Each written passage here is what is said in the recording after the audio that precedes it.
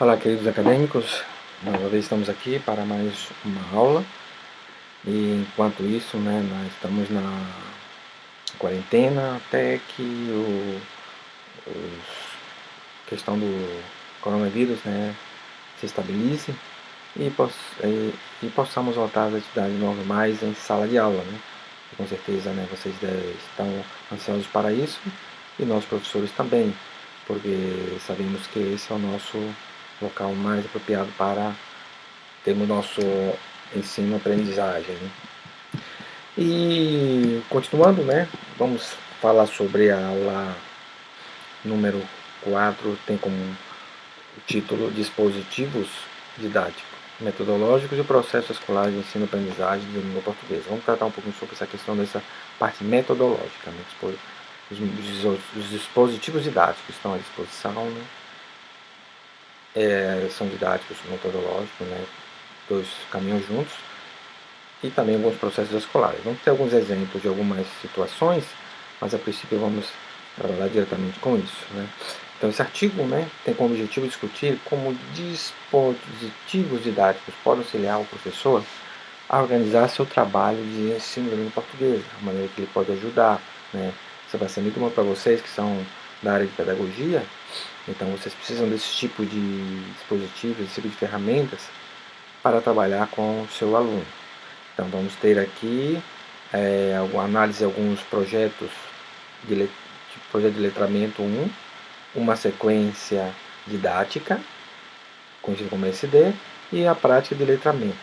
Então teremos o projeto de letramento, a sequência didática e a prática. Teremos essas três coisas que são os principais ferramentas que vamos trabalhar para o ensino-aprendizagem, no caso de vocês, a língua portuguesa. O embasamento teórico metodológico será baseado na teoria socio-interacionista de Vygotsky, que já foi comentado sobre esse grande erudito na área de metodologia de ensino, um grande educador, e baseado em autores como Doxy, Novras e Schneerli, Kleiman, entre outros. Então, existem diferenças práticas e estratégias presentes no ensino com a finalidade de organizar o trabalho do professor. Esse trabalho tem como objetivo discutir três dispositivos didáticos considerados tanto como mediadores como norteadores do ensino-aprendizagem, que já comentamos, que são o projeto de letramento, conhecido como PL1, que vamos falar pelo símbolo, as sequências didáticas, conhecida como SD, e as práticas de letramento, conhecido como PL2. Então, para dessa diferença, PL1, projeto de letramento, SD, sequência didática, e prática de letramento como PL2. Então, esse estudo se justifica pela seguinte situação.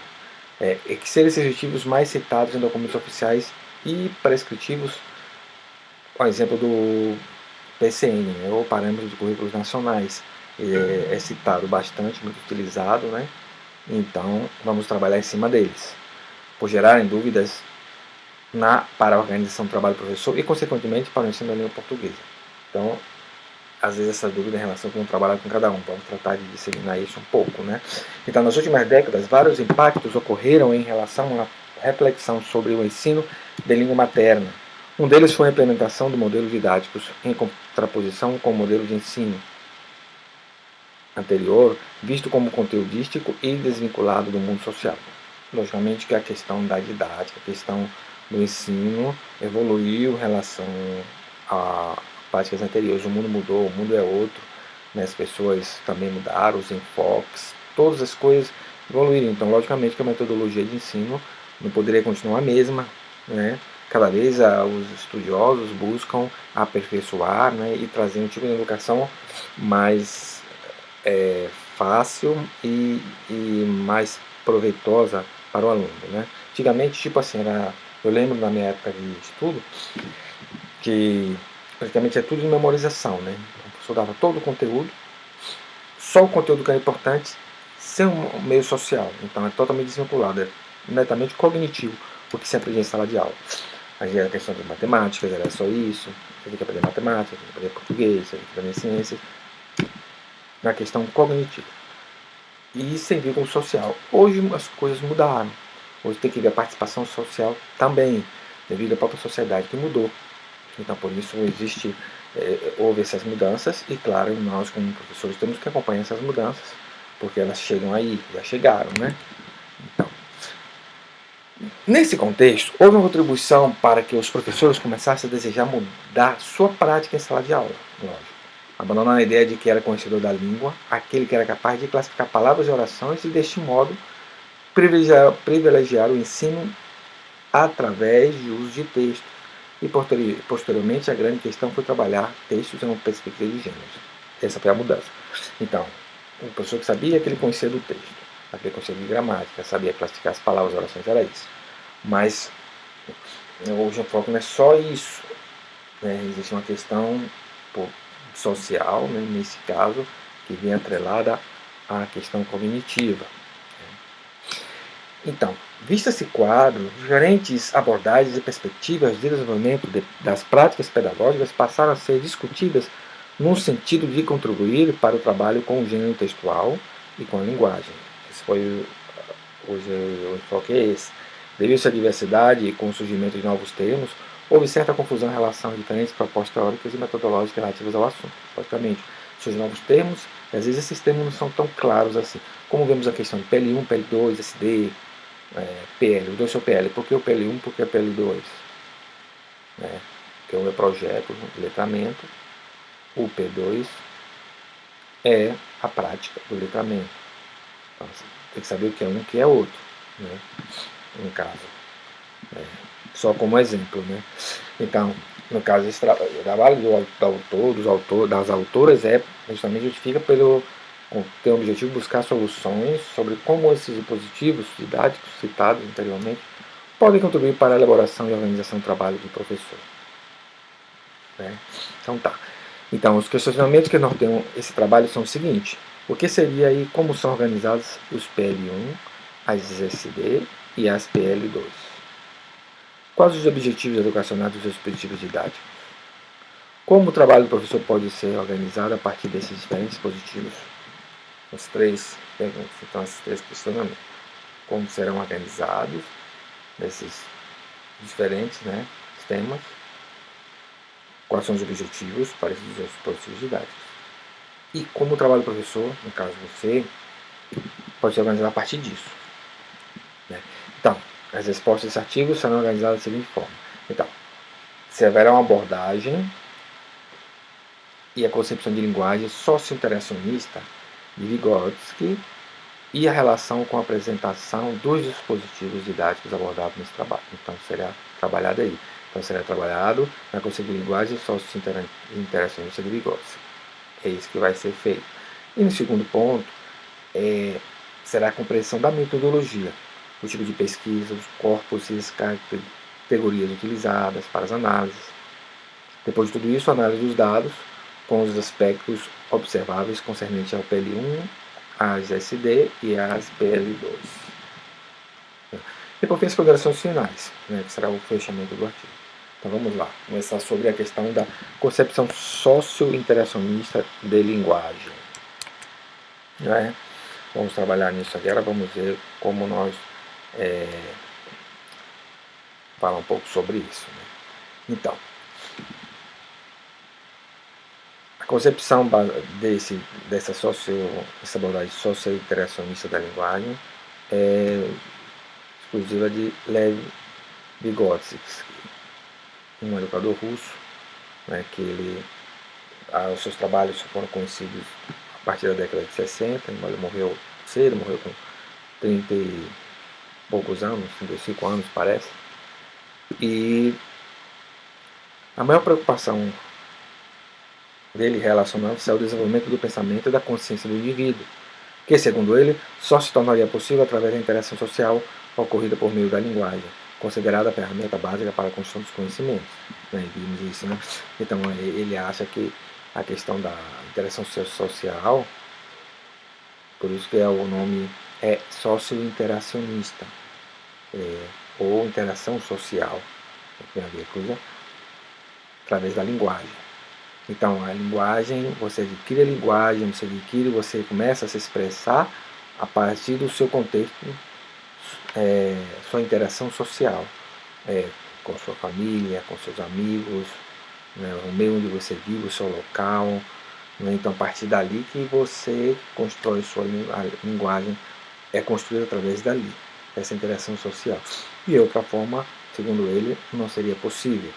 Nada de linguagem que você herdou, né, por ser hereditário, a linguagem vai passar para você em passo demais que você não precisa fazer nada, né? Não é bem assim.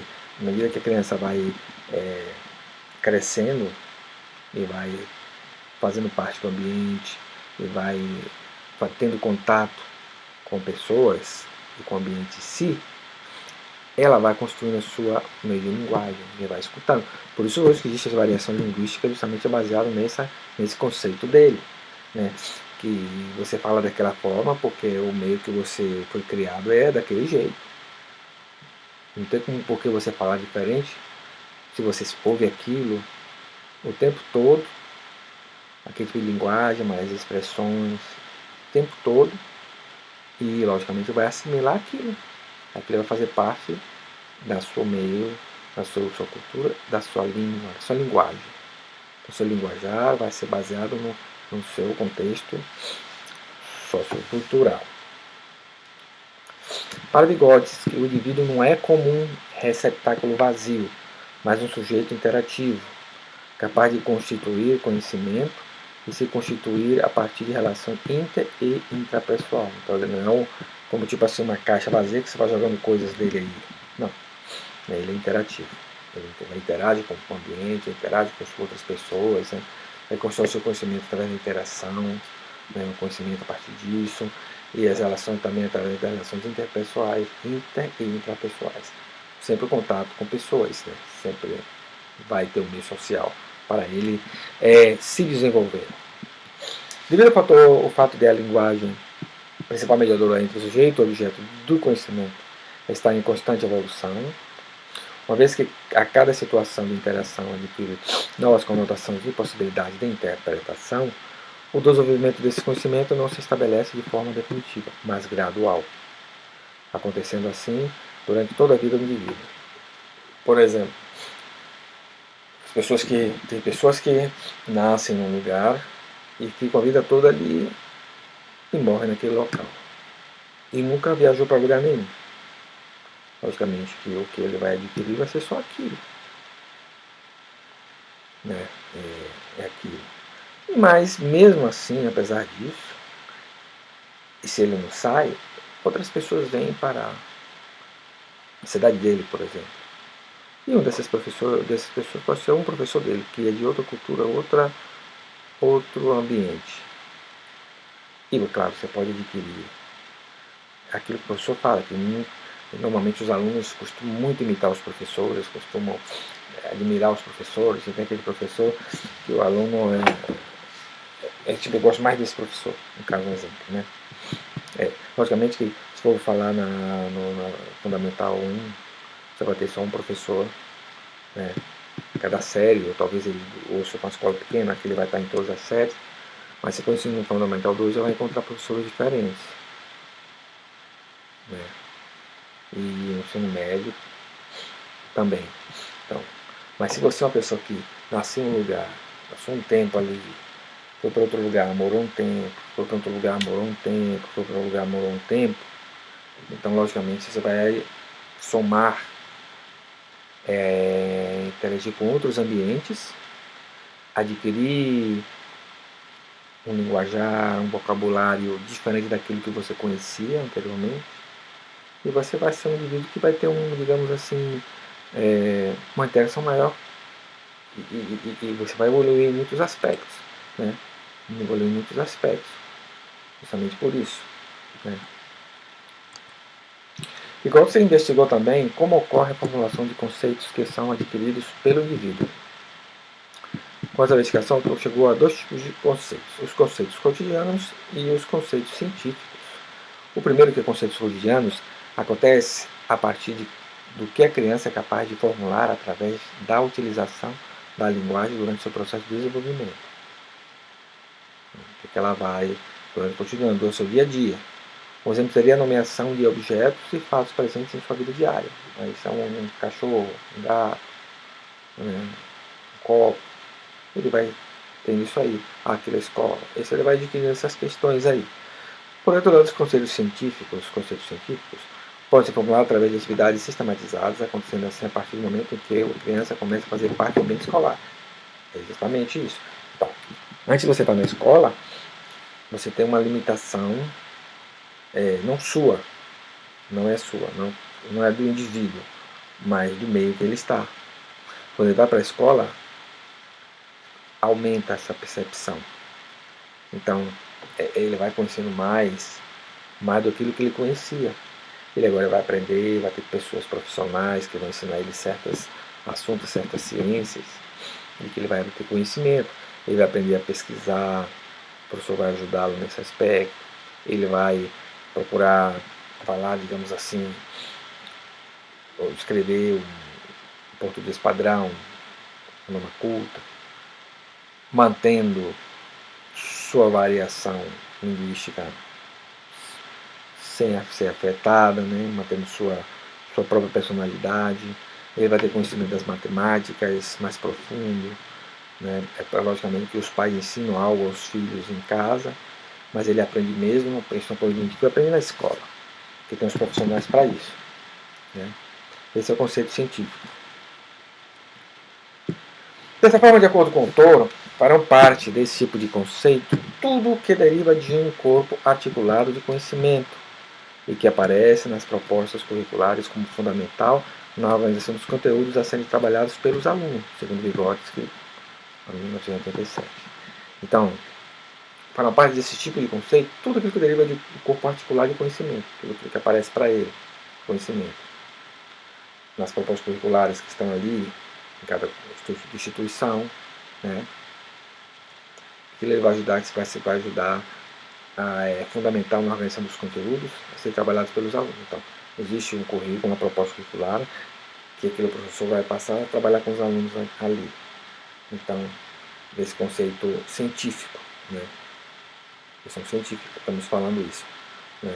Então, quando ele está na escola, ele vai ter acesso a isso. Partindo da ideia de Vygotsky, Schnoll aborda o gênero de texto como instrumento entre a mediação entre o aluno, o aprendizado e o professor. Então aí vem a questão do gênero de texto, que o tema da aula passada, né, abordamos sobre esse tema dos gêneros textuais. Para o autor, os instrumentos encontram-se entre o indivíduo que age e o objeto sobre o qual ou a situação na qual ele age. Eles terminam seu comportamento, guiam-no, afinam e diferenciam sua percepção da situação na qual ele é levado a agir. A intervenção do instrumento, objeto socialmente elaborado, nessa estrutura diferenciada da atividade de uma certa forma. A transformação do instrumento transforma evidentemente as maneiras de nos comportarmos numa situação. Então, isso aí. Então, a intervenção do instrumento é muito importante, desde que seja socialmente elaborado, né? Nessa estrutura diferenciada da atividade de uma certa forma, e a transformação do instrumento transforma evidentemente as maneiras de nos comportarmos numa situação. Então, vai nos ajudar de consorte esses instrumentos. Né?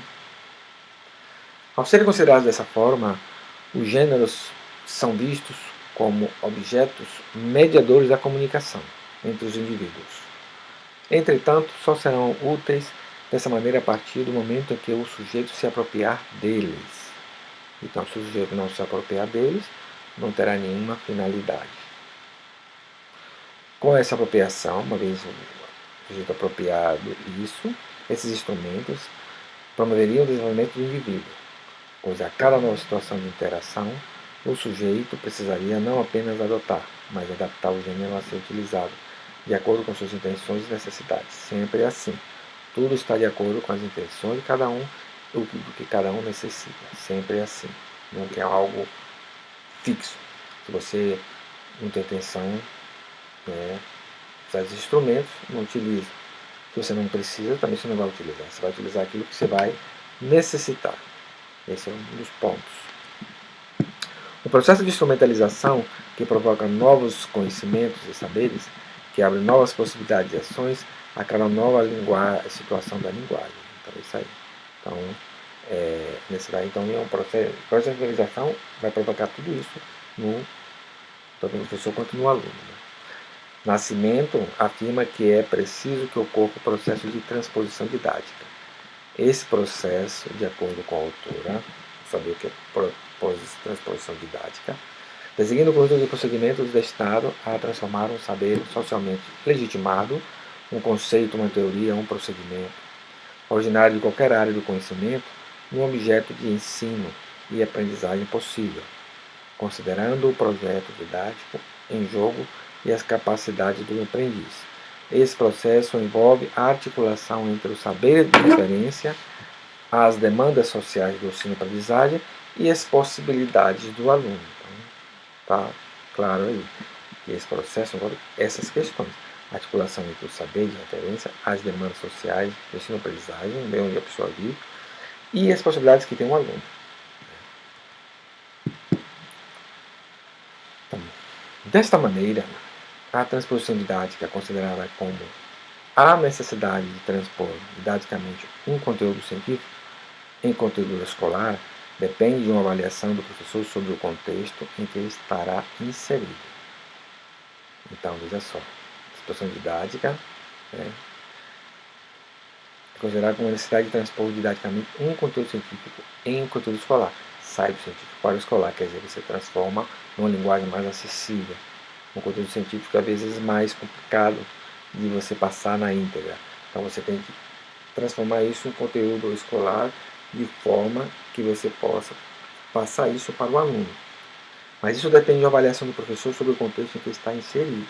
Depende de onde ele está, em que meio ele está inserido. Vamos dizer que ele esteja trabalhando com ensino médio, é um contexto.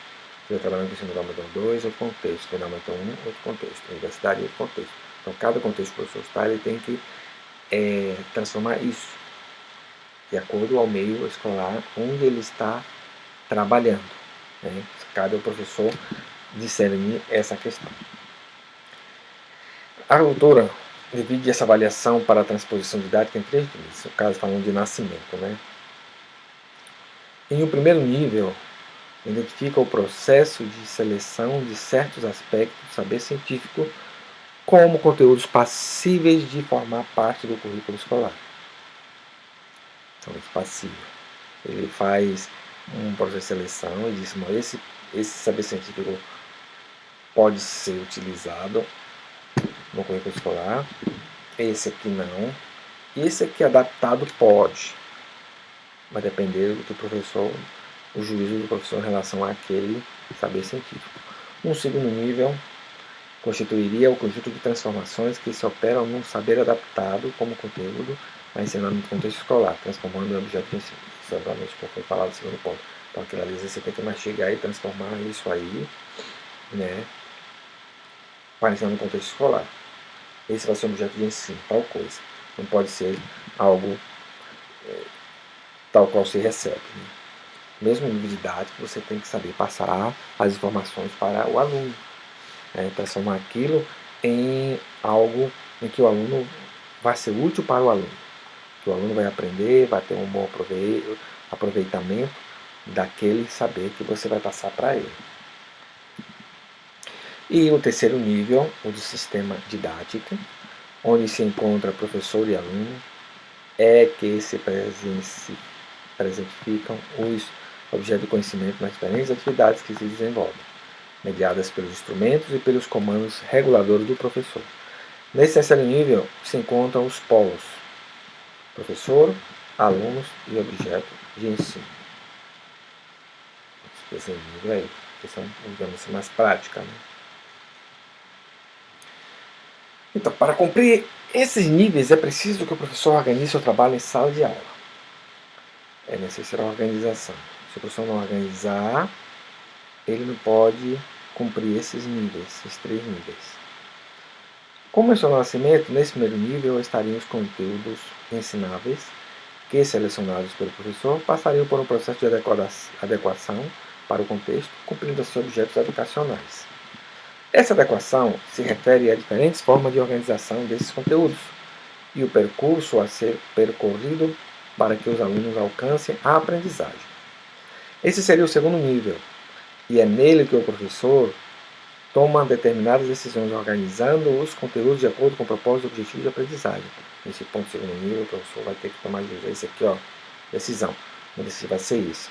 Então, de tal forma para que possam alcançar os propósitos e objetivos da aprendizagem. Esse é o ponto.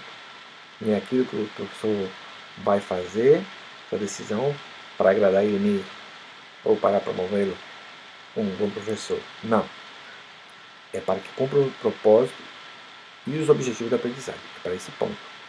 Para que o aluno aprenda.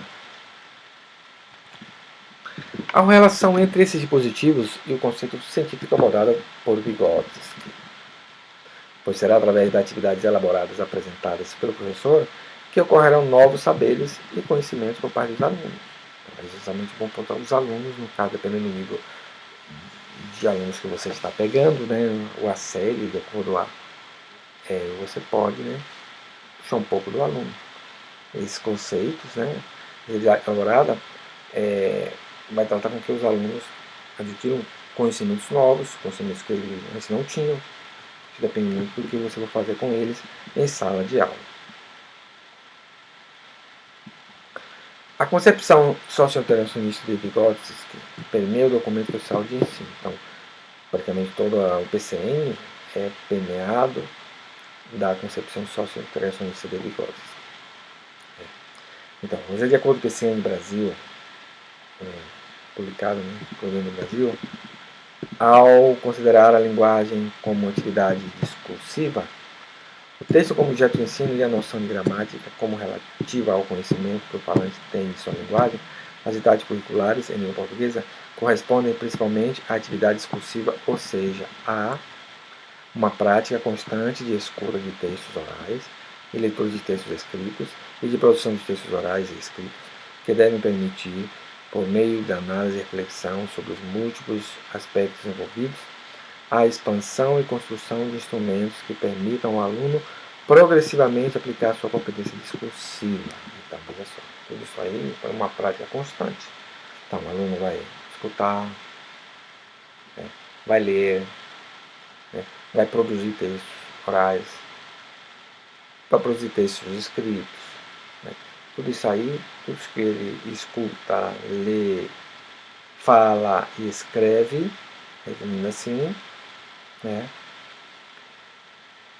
pode permitir um meio de análise e reflexão sobre os múltiplos aspectos envolvidos. Então, daí vai ajudar ele a crescer, né, como pessoa, como indivíduo, e assimilar o conhecimento de uma forma mais lógica. Né. Então, vai envolvida a expansão e construção de instrumentos que permitam ao aluno progressivamente ampliar sua competência discursiva. Interessante. Para que essas atividades tenham esse viés, é preciso que o professor faça um planejamento do que deve ser trabalhado em suas aulas. Esse planejamento pode ser realizado a partir de diferentes dispositivos didáticos. O primeiro dispositivo didático, que pode ser considerado como ordenador do trabalho docente e que se encontra legitimado nos documentos oficiais, é o PL1.